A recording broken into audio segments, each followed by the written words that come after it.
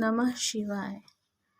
आप सबको भैरव अष्टमी की हार्दिक बधाई एवं शुभकामनाएं। तो आज है काल भैरव अष्टमी, जिसको हम भैरव अष्टमी भी कहते हैं।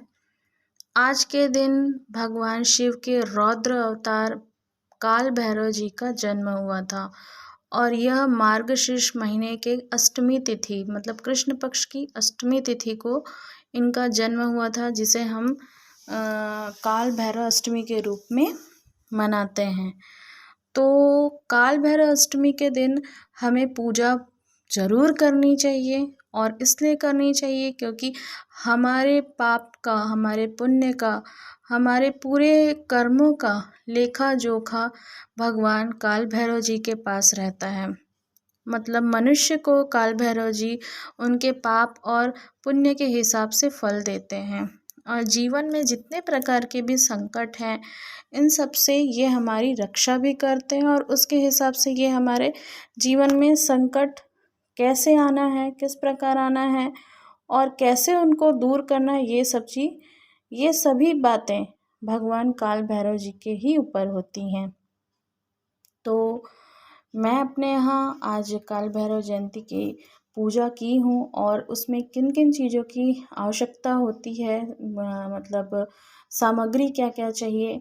ऐसा नहीं है कि आपको मंदिर ही जाके पूजा करना है, क्योंकि मैं हर पूजा अपने घर पे ही करती हूँ। मैं मंदिर नहीं जा पाती और मंदिर जाते हैं हम कई बार, पर ऐसा होता है कि भीड़ रहती है, हम वैसे ही पूजा नहीं कर पाते जैसा हम चाहते हैं।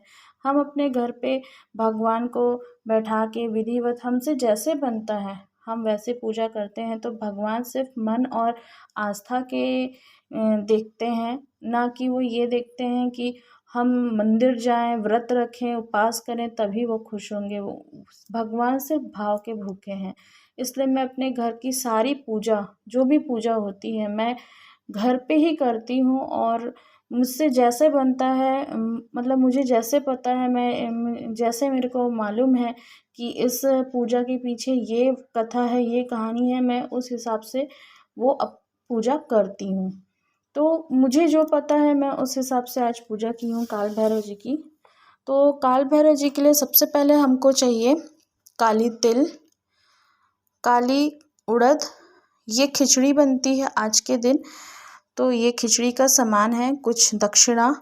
और काल भैरव भगवान जी को सबसे प्रिय होती है जलेबी, और जलेबी यदि आप नहीं उनको भोग में चढ़ा पाते हैं तो गुलगुला या रोट आप चढ़ा सकते हैं। तो ये मैं गुलगुला और रोट दोनों बना ली हूँ और इनके लिए 5 दीपक जलाए जाते हैं।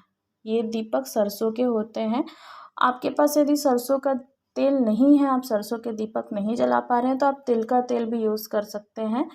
नहीं तो आप साधारण तेल जो अपने पूजा घर में रखते हैं और जिससे जलाते हैं, आप वो भी जला सकते हैं। पर ये इन दीपक के अंदर हमें ये तिल और ये जो उड़द, ये दोनों हमको डाल के जलाना है। और इसके साथ ही साथ हमारे पास काल भैरव जी का, क्योंकि वो तो विकराल रूप में रहते हैं, रौद्र रूप में रहते हैं, तो गृहस्थ जीवन में हम भगवान काल भैरव जी को अपने घर में नहीं बैठाते, मंदिर में नहीं रखते। तो इसके लिए आप बटुक भैरव जी की भी फोटो रख सकते हैं, जो उनका बाल्य रूप था। पर जो बटुक भैरव जी भी हैं उनको हम नित्य पूजा में नहीं पूज सकते हैं।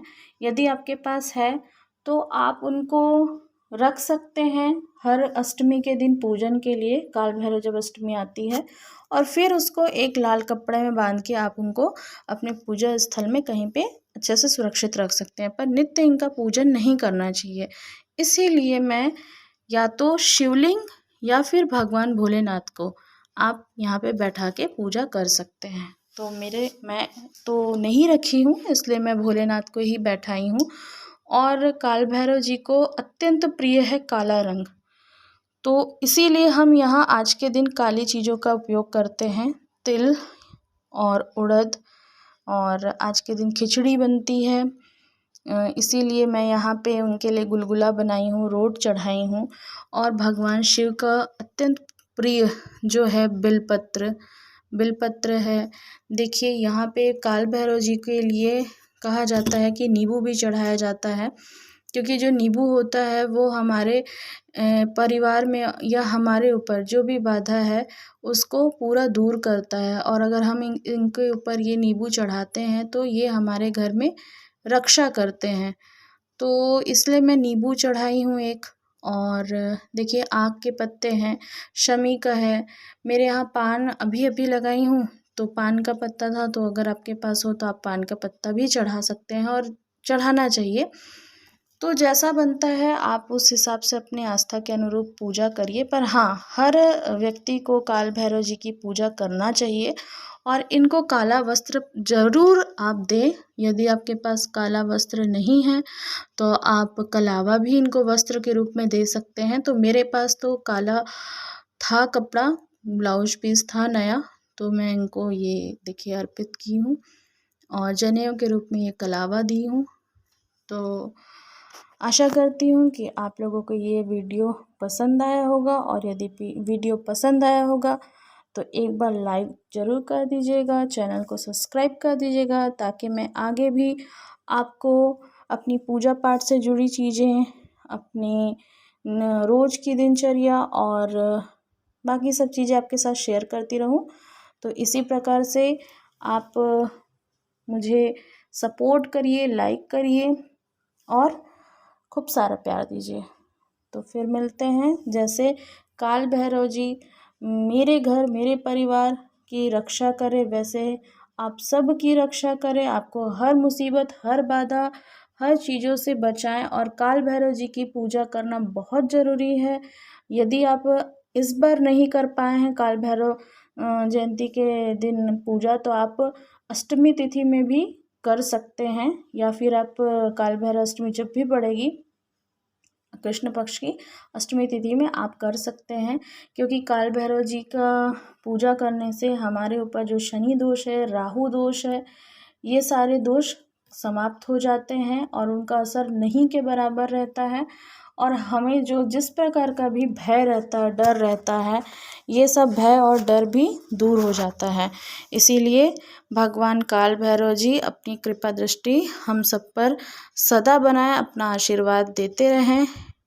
इन्हीं सब के साथ आप सबको फिर से काल भैरव अष्टमी की हार्दिक शुभकामनाएं।